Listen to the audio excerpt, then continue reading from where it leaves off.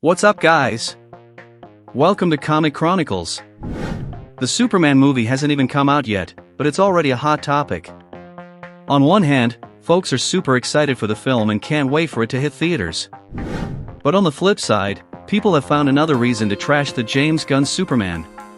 DC recently dropped a 30-second spot that included basically two new scenes compared to what we saw in the teaser trailer back in December.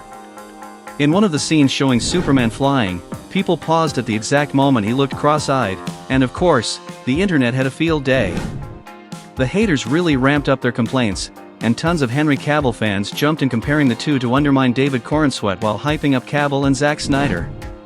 But are people overreacting? Is Superman really cross-eyed? Is the movie going to be bad because of this? James Gunn responded to all of this, and I'm going to share that with you now, along with my thoughts on the whole situation and more recent info about the Superman movie that just came out.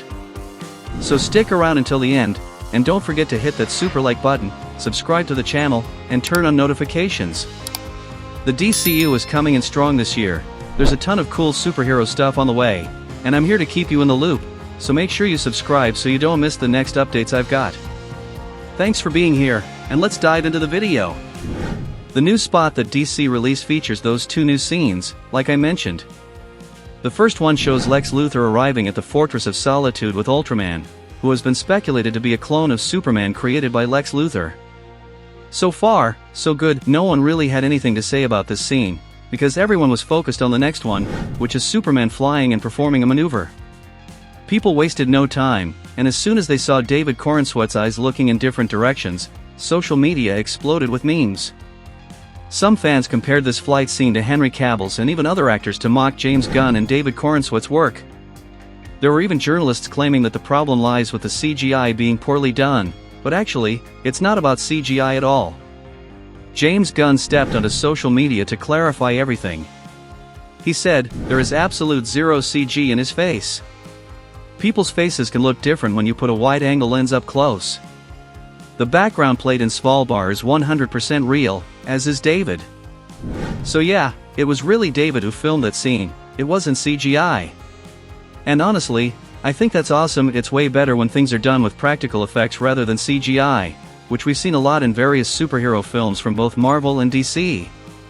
James Gunn is all about practical effects over CGI, though sometimes there's no choice but to use CGI. But you can totally see this in the Guardians of the Galaxy films. Check out that scene in the third movie where Peter Quill is being carried. That wasn't CGI, they really made a puppet that looked just like Chris Pratt, and nobody realized it was a puppet.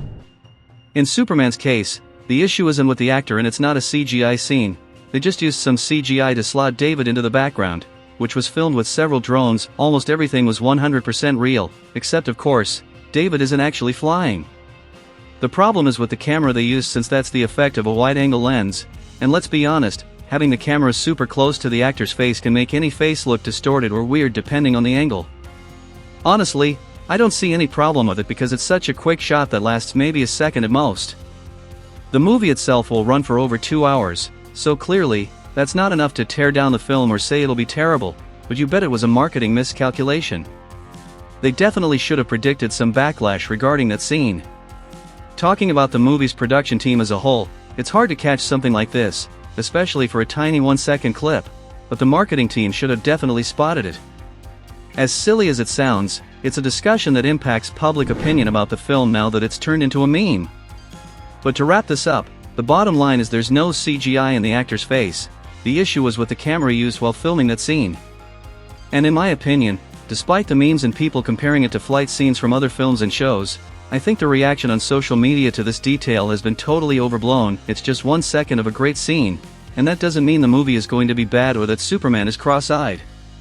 Moving on to some more recent news, the estate of Superman's creator, Joseph Shuster, is suing Warner Bros. Discovery and DC Comics, claiming they don't have the rights to release the upcoming summer blockbuster in some major territories, particularly those with British legal traditions regarding copyright law. Those countries are Canada, the UK, Ireland, and Australia. I'm not going to dive too deep into this because it's a legal matter, and as fans, it's not our place to judge whether the lawsuit is valid or not, especially since it involves families that were wronged in the past over a character that brings a lot of financial returns to the company. It's really a complex situation, But it basically comes down to being an attempt to get Warner to come to a settlement with Joe Shuster's family, who created Superman alongside Jerry Siegel, so that some of the money made from the new Superman film goes back to the Shuster family. Back in 2009, there was a lawsuit against Warner, and the Siegel family managed to reach a settlement with them in 2013, but the Shuster family, while they tried in 2009 to work something out, had already made a deal back in '92 regarding pension increases, which kind of wrapped things up for them. That's why Shuster's claims weren't accepted in the 2009 lawsuit, with only Siegel's claims being accepted. Of course, this affects the film, but in relation to this legal situation, it's not up to us to judge anyone. Let's just wait and see how the legal decisions unfold. Lastly, there's another recent update involving the Super Bowl. Superman won't have a trailer during the Super Bowl. Instead, Warner Bros. Discovery is going to promote the film at the Puppy Bowl, which happens on the same day. It's a whole event dedicated to pets. Clearly, this strategy from Warner is tied to the success Crypto had in the teaser trailer for Superman back in December. The audience loved Superdog's cameo, so Warner saw a chance here and is running with it. Because even though the Super Bowl is a massive event that usually showcases trailers for the year's biggest releases, it doesn't guarantee financial success for the films.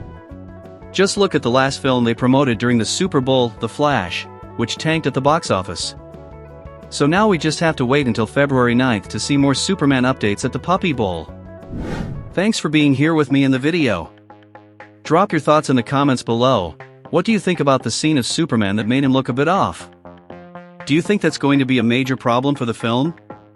Or do you think it won't affect the movie at all? Write your thoughts in the comments, tap that sphere, and subscribe to our channel. Turn on notifications because we've got more superhero news coming your way, animations, comics, films, lots of new stuff, and I'll be bringing it all to you. Be sure to subscribe so you don't miss anything. Thanks a ton, and see you next time.